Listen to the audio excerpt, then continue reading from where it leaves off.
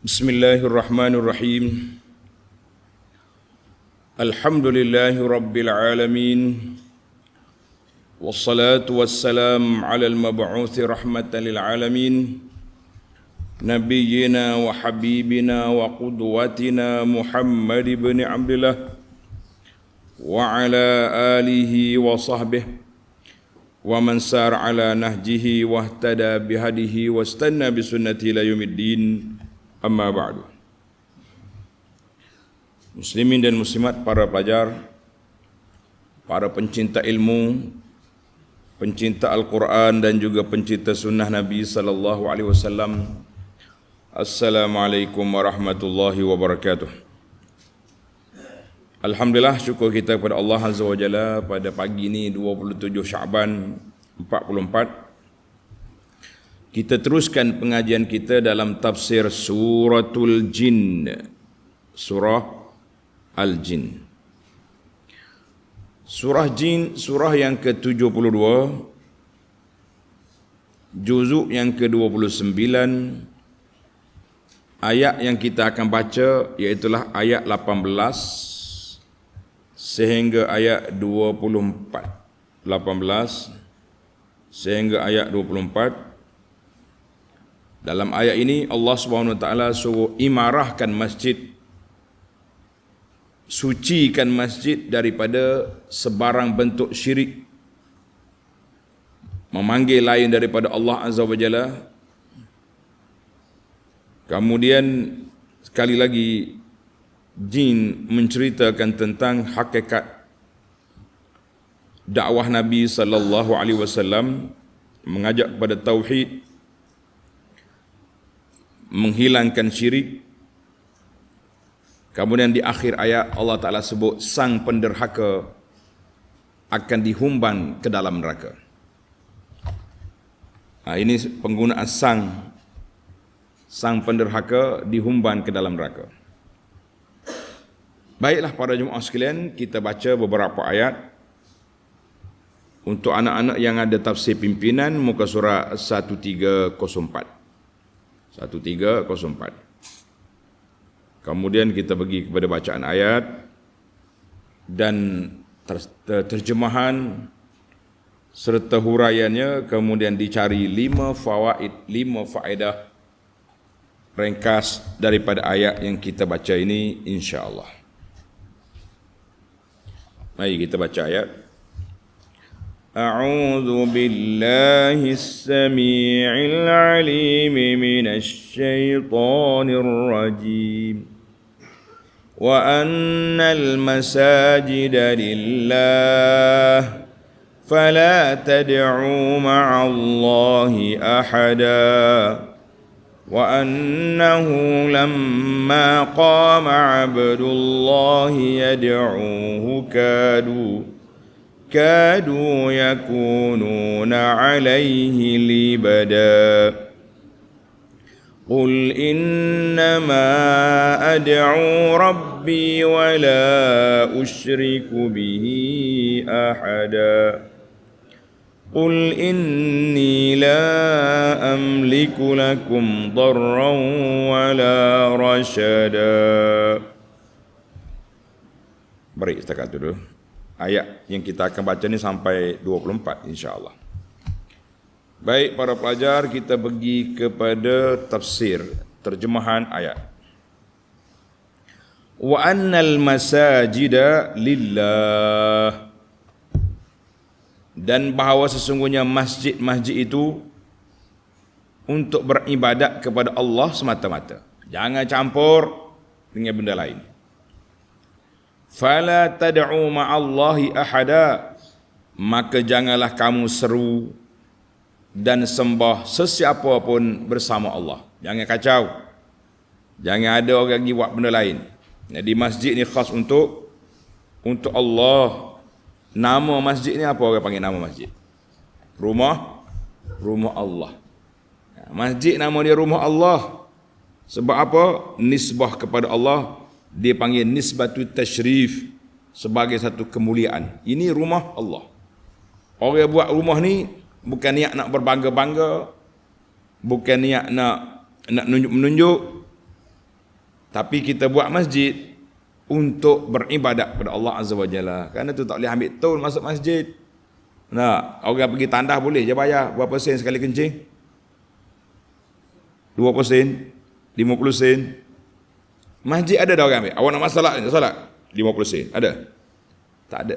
Hak tak ada ni pun ramai juga tak datang dah. Oh, kalau masjid kena bayar, agak-agaknya lagi ramai tak mari. Jadi masjid tak boleh dibayar. Tak boleh dibuat kemegahan, kemewah-mewahan. Sebab apa tak boleh? Sebab kita mengatakan masjid rumah Allah. Bukan untuk nak bangga-bangga. Sekarang ni sebahagian masjid besar, berpuluh juta harga. Tapi orang solat berapa orang? Banyak tiang dari orang. Ini kita kata kita nak banyak orang dari tiang. Tengok dia punya terjemah, dia punya tafsir. Ai wa anna jami'al masajid. Semua masjid-masjid itu dinamakan rumah Allah, yakni rumah untuk beribadat kepada Allah Azza wa Jalla. Jangan. Fala tusyriku billahi fiha ahadan. Jangan kamu buat syirik dalam masjid dengan apa pun dengan Allah Azza wa Jalla. Jangan. Berdoa minta dengan Allah. Jangan hidup berdoa minta tuk ni tak payah. Kita minta dengan Allah Azza wa Jalla. Ibadat kita pun ya Allah, madad ya Allah. Jangan hidup minta dengan lain, dengan makhluk. Jangan. Maka masjid ni dia ada SOP dia, ada syarat dia. Tak boleh nak bising-bising, tak boleh.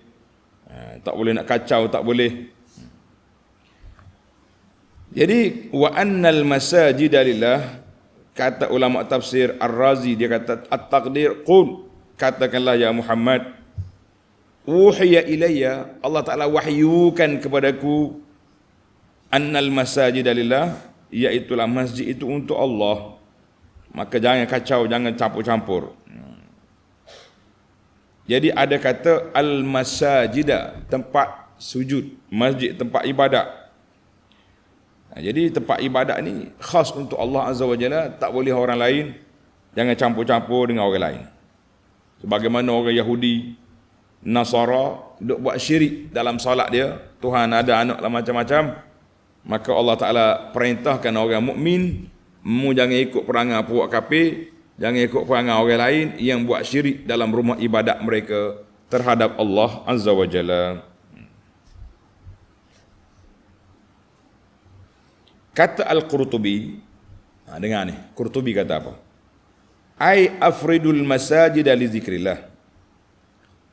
Khaskan masjid itu untuk berzikir. Mana solat, zikir, baca Quran, majlis zikir, majlis ilmu macam kita ni.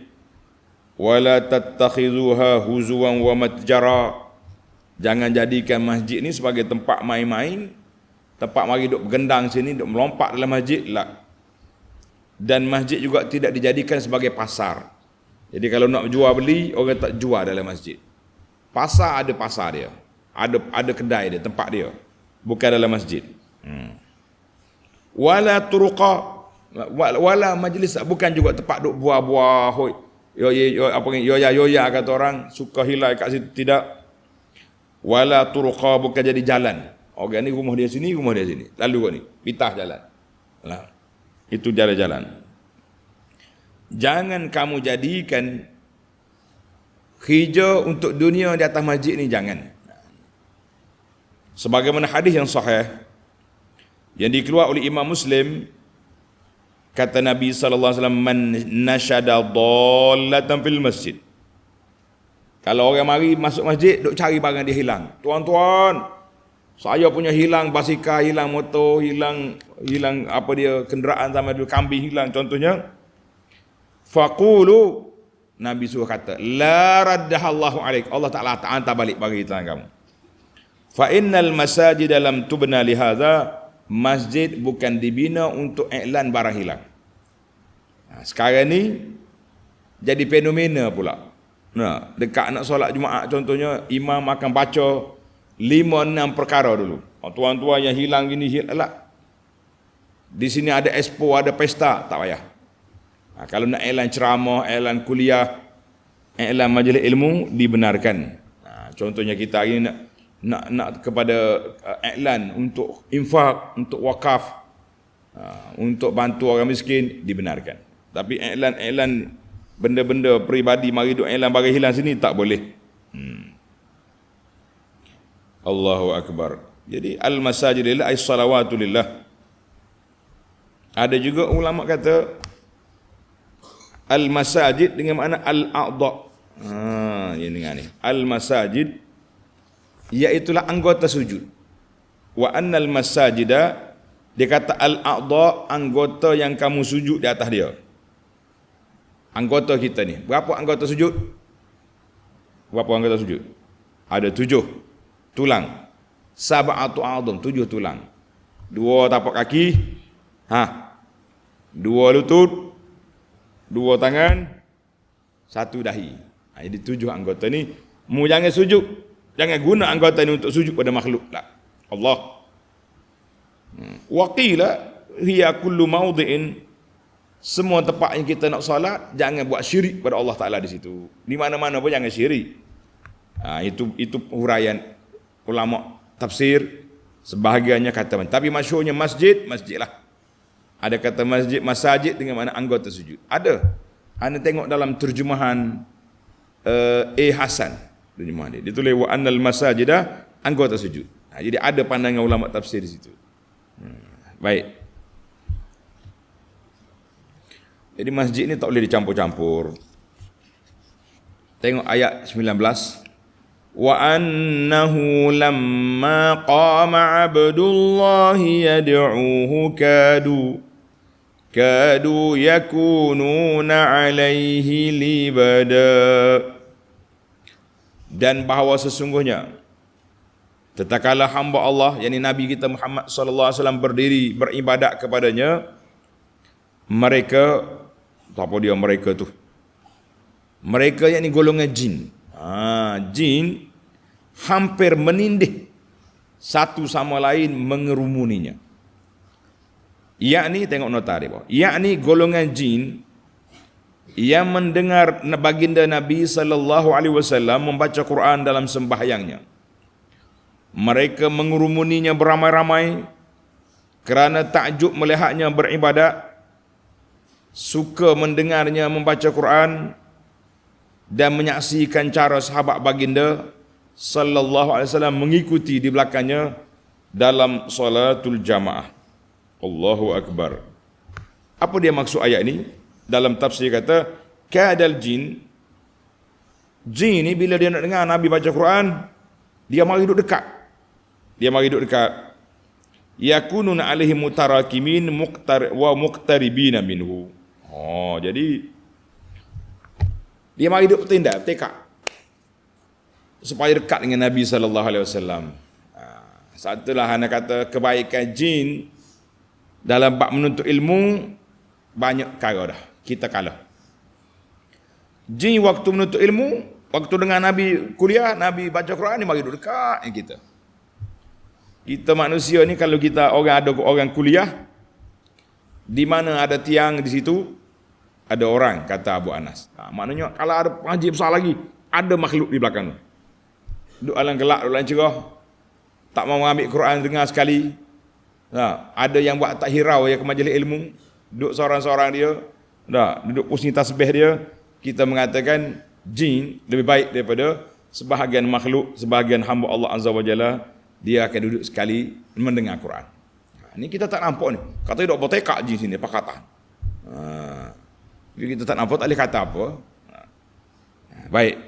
Itu gaya jin libada. Maknanya bertingkak dia mari. Dekat. Kita makhluk pakat lari. Allahu akbar. Kadal jin. Jadi bila Nabi kita mari ceramah tentang tauhid, Nabi kita ceramah baca Quran, jin mari rapat, libada ay mutarakimin. Mana rapat dia duduk. Kalau tak mau tempat, dia bertingkat. Naik atas-atas. Itu gaya jin. Baik. Apa lagi dakwah Nabi sallallahu alaihi wasallam? Qul innama ad'u rabbi wa la usyriku bihi ahada. Katakanlah wahai Muhammad sallallahu alaihi wasallam, sesungguhnya aku hanyalah beribadat kepada Tuhanku semata-mata dan aku tidak mempersekutukannya dengan sesiapa pun.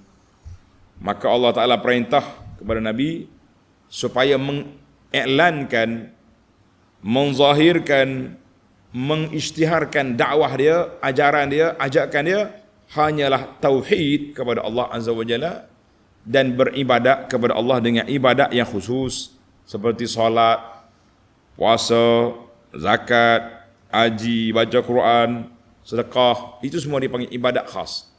Mana jangan buat dengan, jangan ada syirik terhadap Allah Azza wa Jalla mana pun. Ini yang menjadi syarat kepada kita nak beribadat, mesti ikhlaskan niat kepada Allah Azza wa Jalla semata-mata. Jangan niat benda lain. Aku baca Quran ni untuk apa? Untuk dapat duit, orang upah. Aku zikir untuk apa? Untuk dapat dunia. Sekarang ni macam-macam ni ahli dunia duk sebar zikir-zikir, dah lah dia reka zikir dengan bab-bab bilangan macam-macam, 786, 787. Macam-macam dia punya rekaan. Macam-macam dia punya rekaan. Kemudian mari pula cerita-cerita yang pelik-pelik, yang lain-lain, yang menyebabkan kita akan jadi manusia yang duduk dalam suasana yang tidak baik.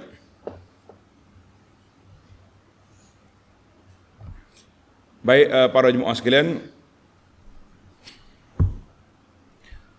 kita akan tengok ayat yang seterusnya, ayat 21. Qul inni la amliku lakum darran wala rashada. Qul inni la amliku lakum darran wala rashada. Katakanlah lagi, sesungguhnya aku tidak berkuasa mendatangkan sebarang mudarat dan tidak juga berkuasa mendatangkan sebarang kebaikan bagi kamu.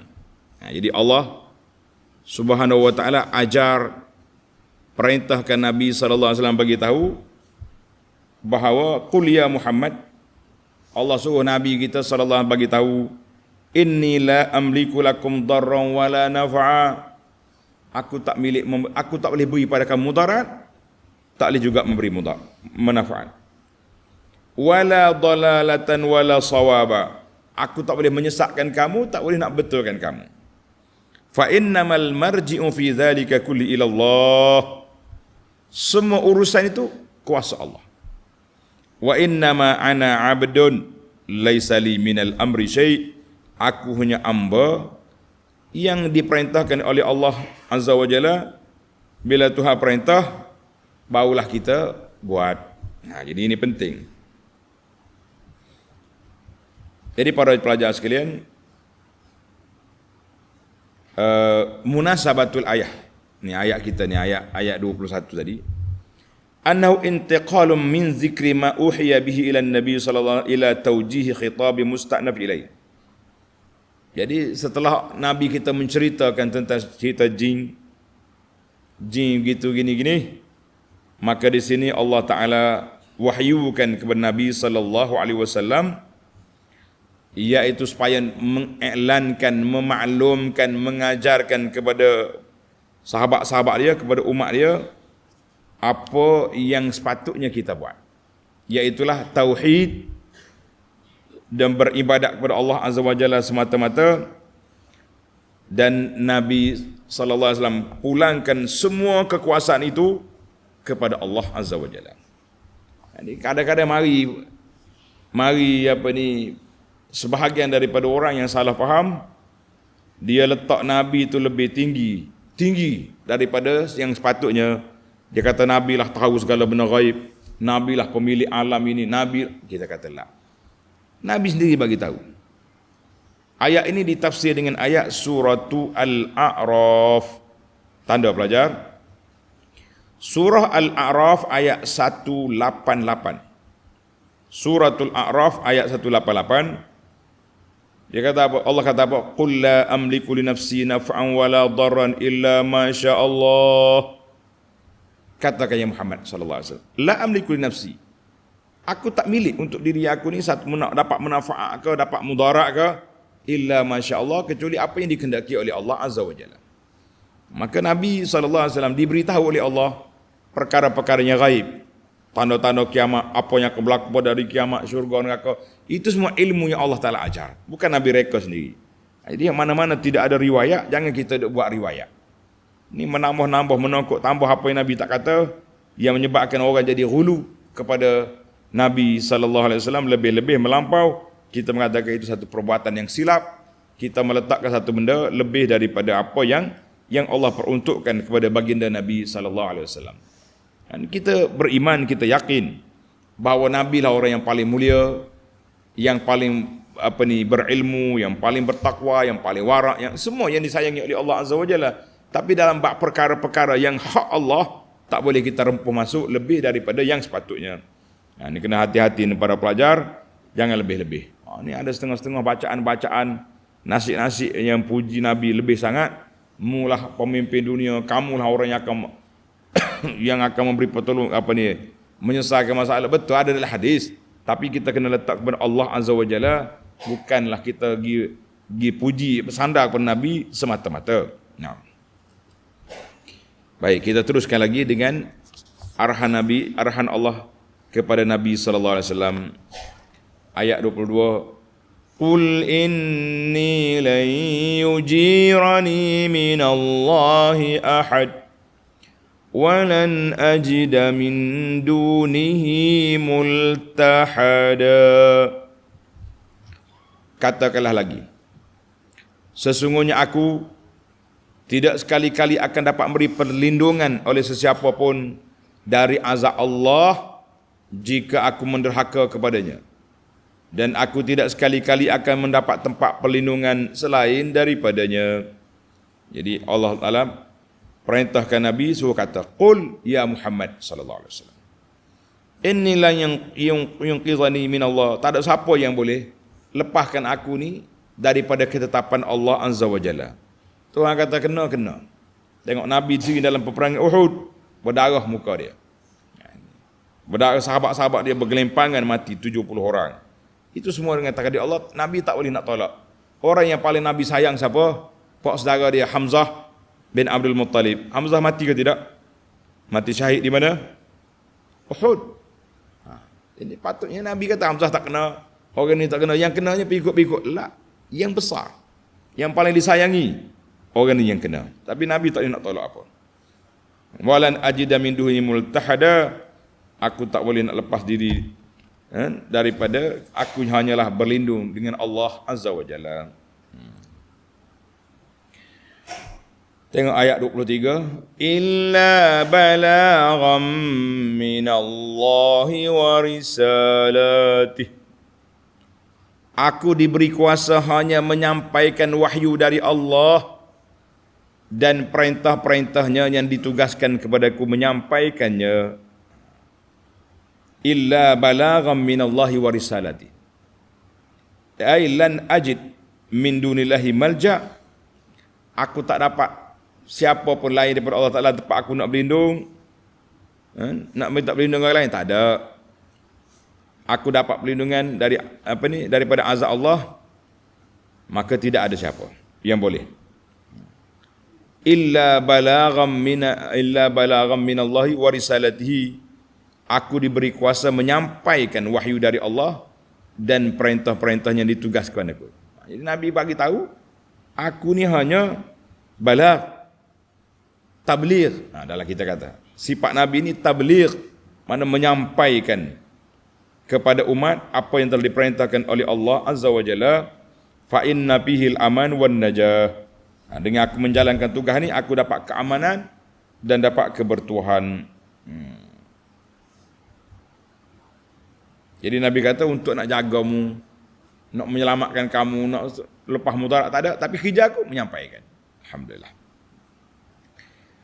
Wa man ya'sillaha wa rasulahu fa inna lahu nar jahannam khalidina fiha abada. Dan sesiapa yang menderhaka kepada Allah dan engkarkan bawaan Rasulnya sallallahu alaihi wasallam, maka sungguhnya dialah maka sesungguhnya disediakan baginya neraka Jahannam, kekallah mereka dalamnya selama-lama. Jadi ini Allah Ta'ala beritahu kepada Nabi kita sallallahu alaihi wasallam, wa man ya'sillaha wa rasulahu, siapa derhaka kepada Allah dengan Rasul maka kafirlah dia dan dia berhak kekal dalam neraka. Ini untuk maksiat yang membawa kepada kekufuran seperti syirik, menyekutukan Allah dengan lain, maka orang ini tetap kekal dalam neraka. Amma mujarradul maksiyah, adapun orang yang beriman tetapi dia buat maksiat. Dia ni beriman tapi dia maksiat.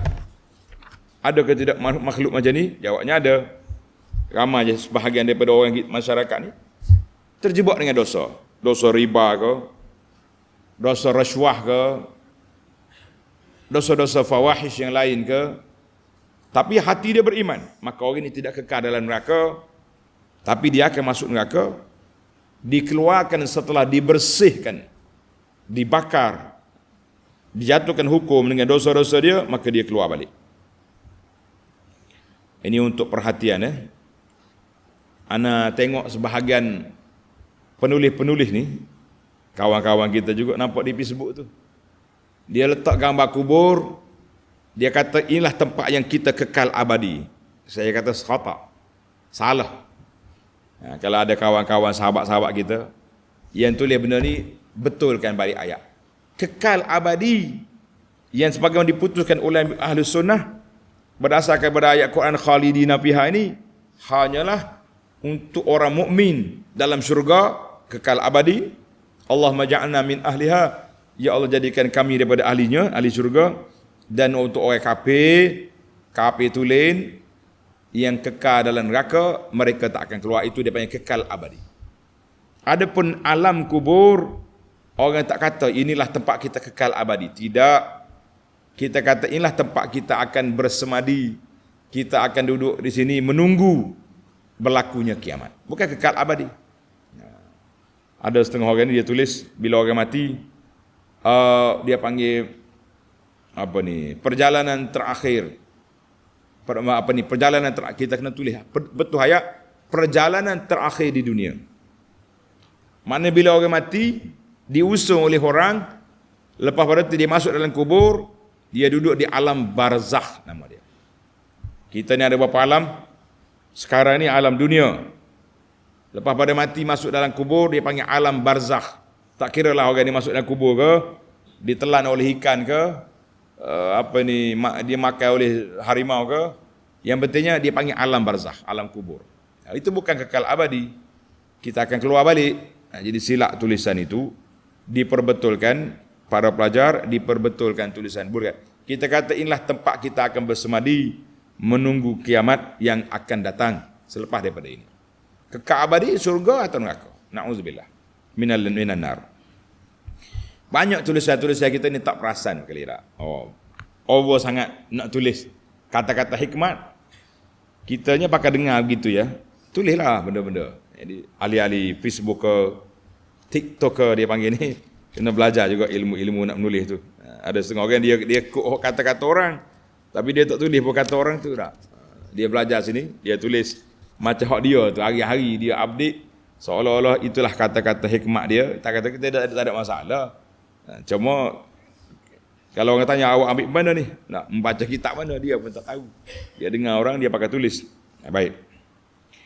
Kita pergi pada ayat terakhir. Illa hatta idza ra'au ma yu'adun fasaya'lamuna man ad'afu nasiran wa aqallu 'adada. Hatta idza ra'au ma yu'adun, golongan yang kufur ingkar itu tetap memandang engkau lemah dan kurang penyokong wahai Muhammad sallallahu alaihi wasallam. Jadi orang-orang hak tak percaya ke Nabi, tengok Nabi lekeh, pengikut dia orang sesak-sesak, orang miskin, duafa, orang yang kurang pendidikan, orang yang kurang harta, hanya pengikut. Jangan duk main-main gitu.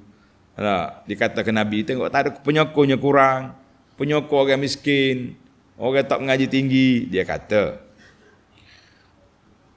Sehingga apabila mereka melihat azab yang dijanjikan kepada mereka, fasaya'lamuna man adhafu nasiran wa aqallu adada, maka pada saat itu mereka akan mengetahui siapakah orangnya yang lemah penolong-penolongnya dan sedikit jumlah bilangannya.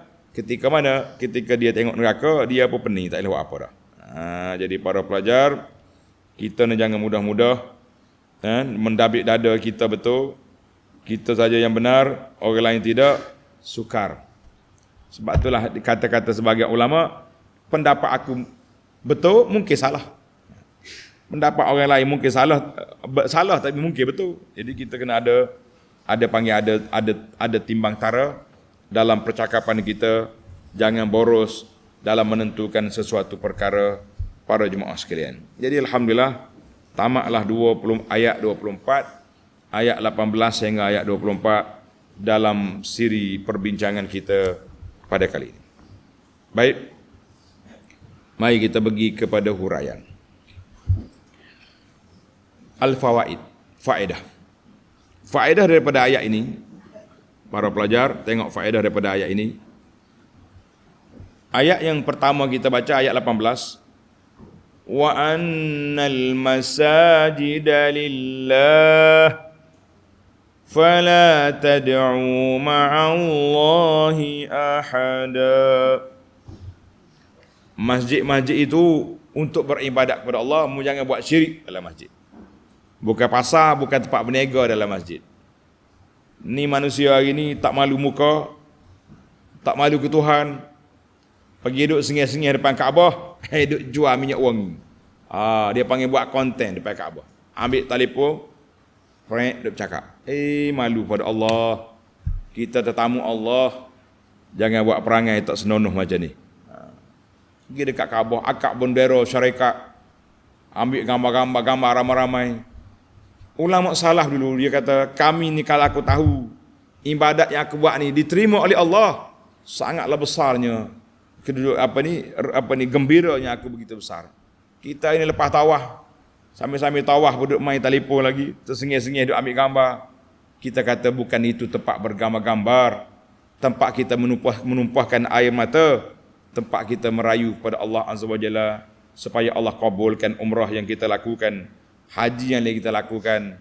Ini bukan tempat mari duduk sengih ambil gambar di sini, mari sampai duduk buat konten, mari nego di sini, mari duduk kempen bacaan-bacaan palsu depan Kaabah, tak payah. Ni ada setengah orang ni bagi duduk kutip remor depan Kaabah, nak buat live, tapi baca pula selawat-selawat yang tidak diajar oleh Nabi sallallahu alaihi wasallam.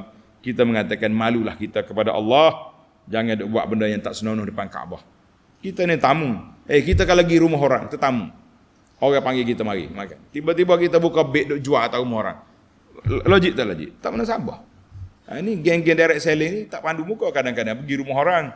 Lama tak jumpa syekh, lama tak jumpa. Kita ingat orang nak jumpa sungguh. Cakap tak ada 2 minit tanya berapa orang anak, lepas tu buka dia punya beg katalog. Kita kata masya-Allah, patut ingat ke aku pun. Mari nak jual rupanya, bukan mari nak berkasih sayang, nak hubungi, nak mantakkan ukhuwah. Lama ni dah putus lama pun. Bila dia jadi token ni, kena kawan pula. Sebab nak suruh kita jadi downline dia. Allahu Akbar. Macam-macam perangai manusia hari ni. Kita bercakap, kita muhasabah. Mungkin kita pun tersalah juga depan Kaabah, tapi biarlah kita ulang supaya kita ingat. InsyaAllah. Dia kata, setengah orang dia panggil troll. Dia cari. Bila ustaz nasihat ni, dia cari dalam Facebook. Dia apa ada juga. Kita kata, kita bermuhasabah lah. Apa yang kita buat, yang kita tersalah, kita istighfar. Yang akan datang kita berhati-hati, jaga penampilan. Baik. Maka fihi annal masajida, masjid-masjid yang dibina ikhlas kerana Allah Azza wa Jalla semata-mata. Jangan duk buat benda-benda yang tidak baik, benda yang tidak betul. Sebab masjid itu nama dia rumah Allah. Masjid nama apa? Nama rumah Allah, bukan tempat kita pergi. Nabi kita larang jual beli. Tadi kita dah baca hadis, siapa dia mari iklankan barang hilang dalam masjid, Nabi suruh kata qul la raddahallahu alaik. Allah Taala tak hantar balik barang. Bukan sini tempat dia. Habis nak iklan kat mana? Iklan kat tangga masjid, bukan iklan dalam masjid. Allahu Akbar. Kalau pergi jual beli, Tengok orang duk jual beli dalam masjid, kita kata la arbahallahu tijaratak. Allah Taala tak untungkan perniagaan kamu. Boleh kita kata macam tu kepada orang. Si penjual celik mata, apa dia ni cakap. Ni. Gini bahaya. Sekarang ni pula masjid-masjid dikongkong, dikawal. Kita kata baik, pengawalan itu baik. Pengawalan itu baik. Sebab kita nak jaga supaya orang tak masuk masjid. Di meja-meja penceramah, jangan bawa mari cerita yang pelik-pelik, duk bawa hadis palsu, duk bawa cerita wali tu wali ni, tak cerita pun tentang Quran hadis kadang-kadang. Penceramah. Tapi yang ni mendapat kelulusan, mendapat sambutan, yang kita duk bawa Quran, bawa hadis, dituduh macam-macam. Bahkan kalau kita minta kebenaran tidak diberi. Sebab apa? Dia kata ada negeri lain telah senaraikan penceramah sekian termasuk dalam ni. Kita ni ada undang-undang, setiap negeri ada peraturan. Kalau dia buat macam ni, kenapa pergi ikut orang? Kalau ada negeri yang benar, negeri yang tak benar. Kenapa kita tak boleh bersangka baik? Kenapa dia ni benar? Ambil yang benar. Kenapa pergi ambil senarai hitam yang zalim, yang menyekat dakwah orang itu? Kita kata ini perbuatan yang tidak baik. Sebab itulah saya kata orang yang menyekat tanpa tabayun, tanpa penjelasan, kamu akan bertanggungjawab di hadapan Allah Azza wa Jalla. Wa man azlamu mimman mana'a masajidallah. Siapakah orang yang lebih zalim daripada orang yang menyekat rumah-rumah Allah Taala, daripada dibacakan ayat-ayat Allah dan juga dibacakan sunnah Nabi sallallahu alaihi wasallam, maka kita akan sama-sama bertanggungjawab di hadapan Allah Azza wa Jalla. Jadi orang-orang ni lepas orang ni masuk masjid, duk cerita hadis-hadis palsu. Bila kita tegur kata hadis palsu, kita pula kena marah. Ini masalah kita sekarang. Nak jaga masjid, kita memang kena jaga. Kesucian masjid bukan hanya jaga kebersihan sampah sarap, tapi dijaga juga kebersihan daripada sampah-sampah yang dibawa di meja penceramah, yang dibawa cerita-cerita yang tidak betul, cerita yang tidak berlandaskan kepada Quran, kepada sunnah Nabi sallallahu alaihi wasallam, perlu dibersihkan. Itulah yang sepatutnya. Ini tidak bukan bersihkan orang mengikut senarai orang lain buat. Orang lain buat dengan zalim, kita nak jadi orang zalim juga. Kenapa? Tunggulah di hadapan Allah. Di atas dunia ini senang ya kita boleh buat kerja selagi kita ada kuasa. Faqdi ma anta qadi. Baik para jemaah sekalian, itu yang pertama. Yang kedua, Allah Taala sebut dalam ayat kita ni, wa annal masajida lillah, masjid ini untuk Allah Azza wa Jalla, fala tad'u ma'allahi ahada. Maka dalam ini Allah Taala perintahkan kepada kita semata-mata supaya apa? Supaya masjid ni mesti dibuat jadual. Peraturan-peraturan. Dalam masjid hanya boleh apa? Boleh solat, boleh baca Quran, tadarus Quran, mengaji. Ini sekarang ni rempuh masuk habis ni. Masuk habis. Dalam masjid dia buat tempat bergendang. Bawa gendang besar-besar dalam masjid. Dipukul. Kita kata siapa dia suruh buat benda-benda yang pelik macam ni dalam masjid, dalam rumah Allah. Maka jangan sekali-kali kita berani melanggar SOP. Syarat-syarat masjid itu besar. Syarat-syarat masjid itu besar, maka tidak boleh dibuat sewenang-wenangnya. Dibuat. Sehingga kan Imam Syafi'i dia kata, aku tengok orang duduk main takbir. Takbir duduk main palu gendang. Duduk bernasib-nasib. Jadi sekarang ni orang tiru habis dah. Orang masuk dalam gereja, dalam rumah orang buka ada ibadat Islam, duduk menyanyi-nyanyi. Kita nak masuk dalam masjid juga duduk buat bergendang dan macam-macam sampai separuh malam. Kita mengatakan hati-hatilah pihak berkuasa agama, hati-hati, kamu akan dipertanggungjawabkan oleh Allah Azza wa Jalla kalau tidak berkeras, tidak mengambil langkah-langkah yang sepatutnya dalam masjid rumah kita. Tak boleh kalau kita baca nasyid qasidah Nabi aja, tidak jadi masalah. Tapi kalau mari bawa dengan lagu-lagu yang pelik-pelik, kemudian melompat lagi, bergendang lagi, itu yang jadi masalah kepada kita. Wa annal masajida lillah.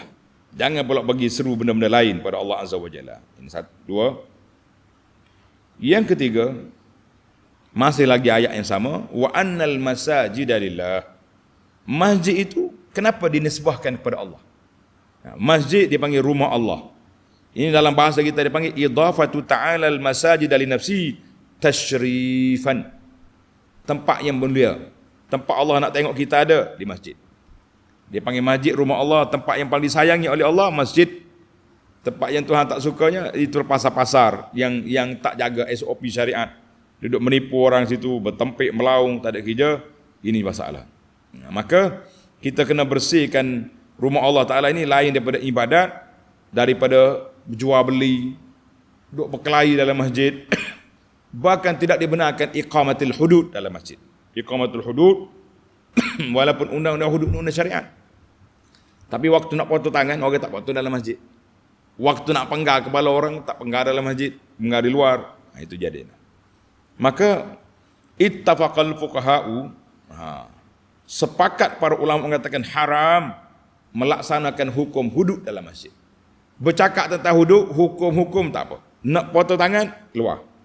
Sebab dia takut rusak. Al-bai'u wasyira', ada penjual beli, para ulama bersepakat bahawa dilarang menjual beli dalam masjid. Dilarang. Cuma ada sebahagian kata larangan itu larangan tanzih, makruh, ada katakan tahrim, haram. Jadi kita tak usah ambil lah. Tak usah ambil lah langkah jual beli dalam masjid. Cuma kalau terpaksa, contohnya kita nak mengajar sekarang. Kita ni orang pakai ambil, boleh lah. Tapi jangan duk main, ini saya beli, tak sedap jual beli dalam masjid. Ambil kita, ambil. Jangan duk main langkah-langkah jual beli. Sekadar ambil, itu saja. Itu pun kalau boleh kita jual di luar, lebih utama, lebih baik daripada duk jual dalam masjid. Hati-hati kita pelajar. Jadi ini baik. Masjid tak boleh nisbahkan kepada orang lain. Tak boleh kata masjid fulan. Tak. Masjid ni untuk orang ni semaya, tak boleh. Masjid ni siapa saja nak solat, dibenarkan. Cuma timbul lagi soalan, boleh tak kita letak nama masjid? Macam masjid kita nama dia Masjid Ar-Rahman. Setengah masjid dinamakan kepada fulan, pada orang. Contohnya masjid ni dibuat oleh fulan, nama dia nama apalah kita kata nama Yusuf, Masjid Al-Yusufi. Boleh ke tak boleh?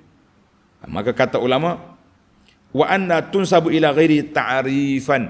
Kalau sekadar nak memperkenalkan nama, itu dibenarkan. Macam dikata Masjid Yusufi, Masjid Ayubi. Contohnya, siapa dia ni? Dibina oleh Haji Ayub, dibina oleh Haji Yusuf. Jadi boleh. Kalau dia bina lah. Tapi kalau bukan hak dia, tak salah dia mengaku. Letaklah nama. Macam ada setengah kan, ustaz-ustaz kita ni bila dibina pondok, terkenal dengan nama Masjid Tok Guru Fulan. Itu tak ada masalah. Ataupun setengah masjid dia letak nama sahabat, Masjid Syekh Imam Bukhari, Masjid Imam Syafi'i. Tidak jadi masalah. Yang tak bolehnya kita kata masjid ni khas untuk orang ni lah. Orang lain tak boleh masuk, awak kabilah ni.